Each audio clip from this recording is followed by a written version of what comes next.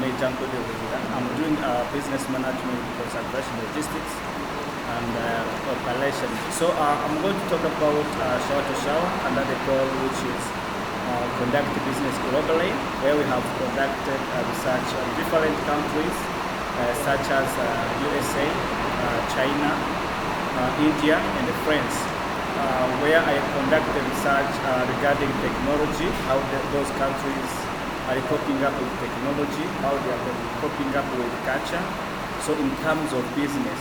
So now I'm going to talk about risk and rewards. When we are doing a business, it requires you, or it requires business learners, or it requires managers to be careful for some major factors that can doom their performance. So on international trade or international outlook. So I'm going to talk about trade barriers. Trade barriers are like blocks that are set by the government to restrict free trades between national economies, or this can also be a barrier that are designed to inflict additional costs, and this is done to limit imports and exports in order to safeguard or to protect home industries.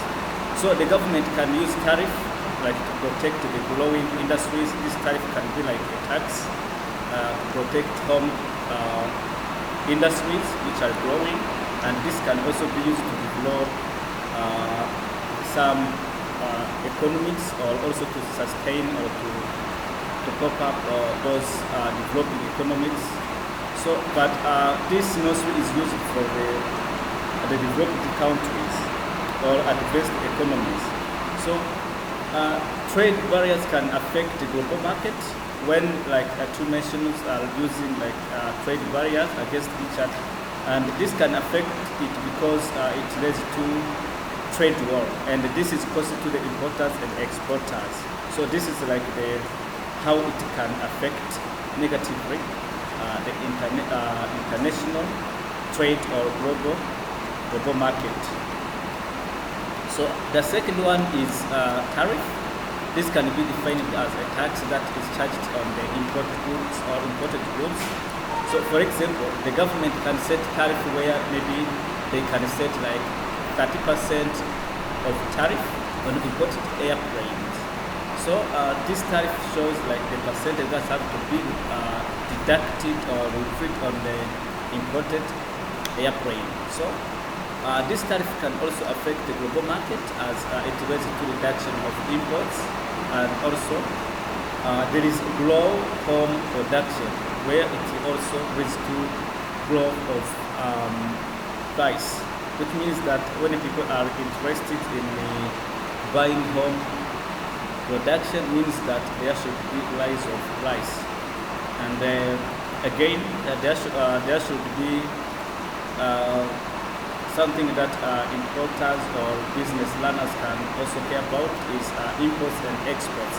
So imports refers to the product or raw materials or any goods or service delivered from other country to be used in your home country, while exports are the product or raw materials, either service and other products or goods which are taken from one country to another country. So economically, if maybe the country has greater exports than the imports, there is trade surplus or positive trade balance. But when there is opposite of this, means that when there is less imports than exports than imports, so this is like a trade deficit, or which is known like negative trade balance. So there should be negative impacts on the global markets, as they also this is not negative, this is positive, as it leads to positive results, as they help to increase national economies and extend the global markets. And there is also exchange rates.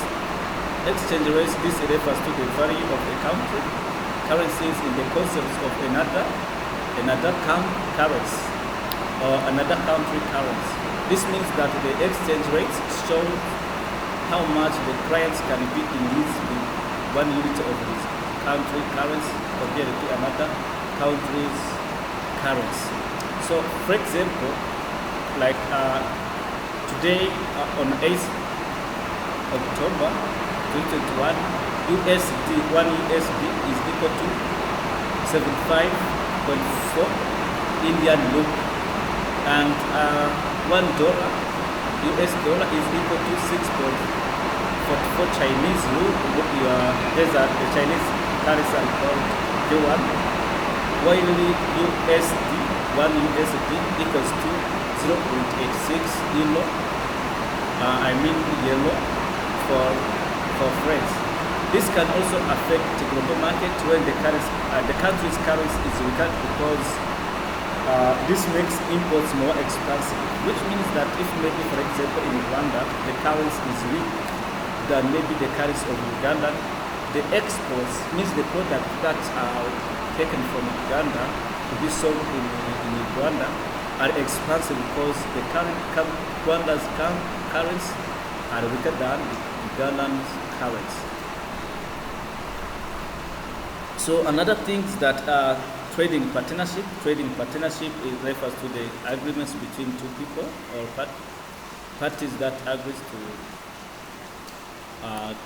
vend or merchandise a product or service together. So these people are not truly forced to show the investment in terms of capital, and the partners are liable for the firm debts. This means that if one of the partners pay his share or her share, he can also request the other partner to give back their shares to the debt. So thank you very much for watching this video, and I hope you learned a lot, and thank you very much.